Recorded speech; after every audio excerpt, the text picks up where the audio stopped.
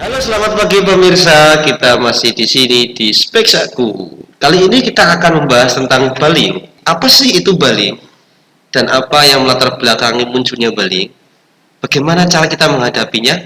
Bagaimana cara kita menyelesaikannya? Dan apa saja jenis bullying itu? Dan dampaknya bagaimana?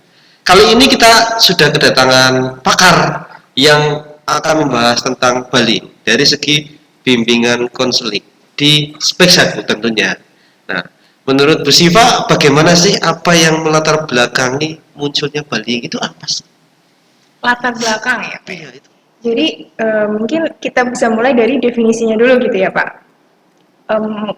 Disclaimer dulu, saya bukan pakar gitu ya, bukan ahli, bukan penemu teori, tapi saya juga mengutip dan mengulik kembali.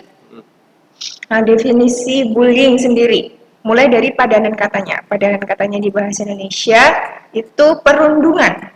Perundungan. Apa sih itu perundungan? Gitu. Perundungan itu penggunaan bukan itu perundungan.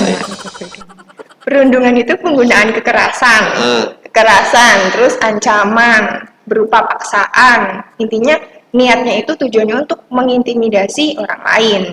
Nah, itu. Jadi tekanannya di sini mengintimidasi tujuannya itu. Nah, itu. Kok ada yang mengintimidasi? Iya, berarti kalau orang pokoknya kamu harus ini, pokoknya kamu harus itu intimidasi juga. Oh iya, secara verbal berarti. Verbal, paksa gitu ya, maksa. Oh, begitu. Oh, selama ini berarti kan diintimidasi nih. Iya.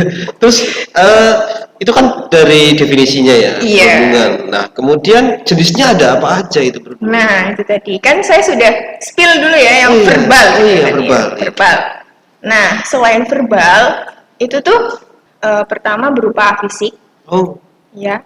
Kemudian tadi verbal, dan yang ketiga itu melalui ya zaman canggih gitu ya Pak sekarang ya. Jadi melalui media sosial. Cyberbullying. Ya, itu tadi ya maksudnya cyberbullying. Ya, cyberbullying Pak. Cyberbullying atau bullying atau perundungan yang dilakukan melalui media sosial, media elektronik. Karena sekarang kidsnya zaman now semua gitu ya, mungkin lebih banyak dan tidak terkontrol. Terutama ini kaitannya dengan pengawasan orang tua gitu ya. Oh, berarti parental advisory harusnya ya. Itu berarti cyberbullying itu juga tidak terlepas dari pengaruh orang tua itu sendiri gitu. Oh iya, betul sekali. Nah, jadi bapak ibu yang di rumah punya anak yang punya ketergantungan gadget itu harus diawasi juga. Iya. Oh begitu. Jadi nggak harus. Yang penting sekolah dulu sana gitu ya. Nggak ngelos ke sekolah tapi orang tua aja dulu gitu yang jagain gitu ya. Oh begitu. Jadi selain sekolah gitu ya, tentu saja kalau jam sekolah mungkin kita bisa mengawasi selama jam sekolah. Tapi ketika dia sudah di rumah, mohon kerjasamanya ya tentu dengan bapak ibu di rumah, gitu, ayah bundanya, bapak ibunya.